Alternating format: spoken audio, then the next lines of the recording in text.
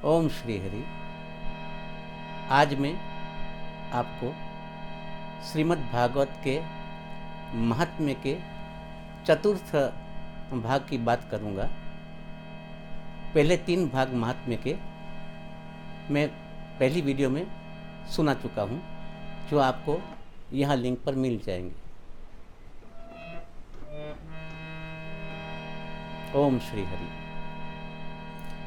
धंधुकारी की कथा हमको समझाती है कि विषय वासना कितनी गंदी चीज है। विषय वासना में जीव कैसे फंसता है। धंधुकारी लोगों को और अपनी माँ को भी बहुत कष्ट देता था। वैश्यागामी बनकर जुआ भी खेलता था और मदिरापान करके अपने जीवन को नष्ट कर रहा था। धीरे धीरे समय व्यतीत होता गया और वह अकाल वृद्धत्व को पाकर देह त्याग कर देता है। तो यहाँ पे मैं बात बताऊंगा आपको कि अगर आपको मेरी वीडियो अच्छी लगे तो शेयर और सब्सक्राइब जरूर कीजिए, और यदि आपको कोई प्रश्न है तो कमेंट में आप जरूर डालिए। उसका समाधान करने का मैं जरूर प्रयास करूंगा। धन्यवाद। ओम श्री हरि। धंधुकारी की बात करते हैं।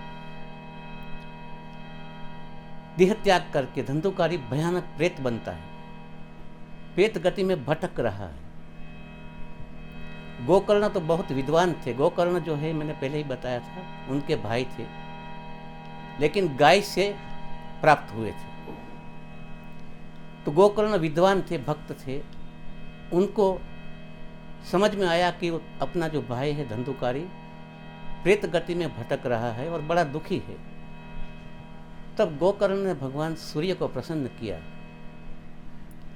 सूर्य नारायण ने उनको मार्गदर्शित किया और श्रीमद् भागवत सप्ताह का आयोजन करने के लिए उनको आदेश दिया।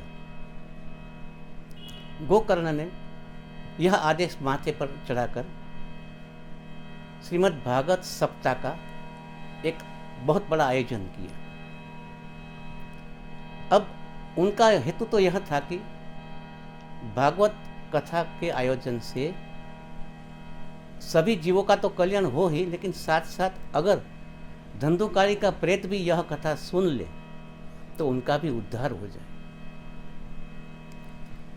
अब कथा शुरू हुई। गोकर्ण स्वयं व्यासपीठ पर विराजमान थे। धंधुकारी का प्रेत भी कथा श्रवण के लिए वहां आया तो सही, लेकिन प्रेत का जो है गति ऐसा है कि वो बैठेगा कहाँ। तब मंडप के पास एक बांस की लकड़ी थी, उसमें 7 गांठें थी। धंधुकारी वह लकड़ी में अंतिम गांठ पर जाकर बैठ गए। प्रेत बैठ गया वहां पे धंधुकारी का और कथा श्रवण करने लगा। जैसे जैसे कथा आगे बढ़ने लगी वैसे वैसे गांठ टूटने लगी। वो लकड़ी की गांठ थी, बांस की लकड़ी की, वो टूटने लगी। सप्ताह समाप्त होने पर, पूरे भागवत सप्ताह जो खत्म हुई, तो सारी गांठें टूट गई और धंधुकारी एक दिव्य देह के साथ प्रकट हुए।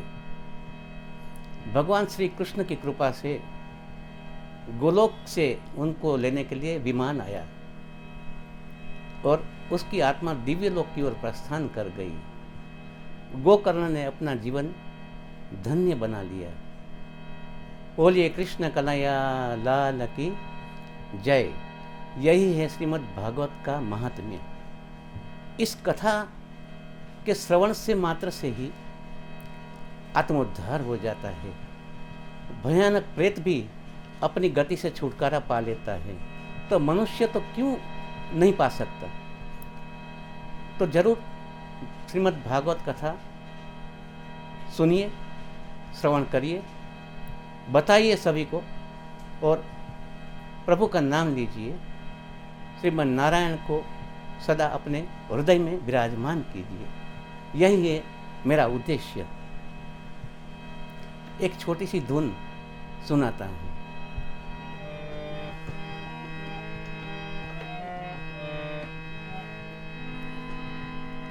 हे माधवा हे मधुसूदना, हे माधवा हे मधुसूदना, दामोदरा हे मुरलीधरा, दामोदरा हे मुरलीधरा, हे माधवा हे मधुसूदना, हे माधवा हे मधुसूदना। विठ्ठल विठ्ठल विठ्ठल विठ्ठल, जय जय जय जय जय जय विठ्ठल, विठ्ठल विठ्ठल विठ्ठल विठ्ठल, श्री हरि विठ्ठल, जय हरि विठ्ठल। हे केशवा हे नंद नंदना, परमेश्वरा हे यदुनंदना,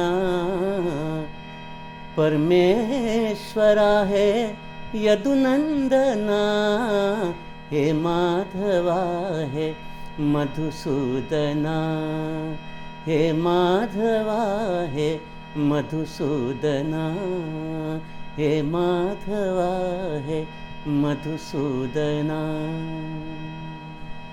ओम श्री हरि।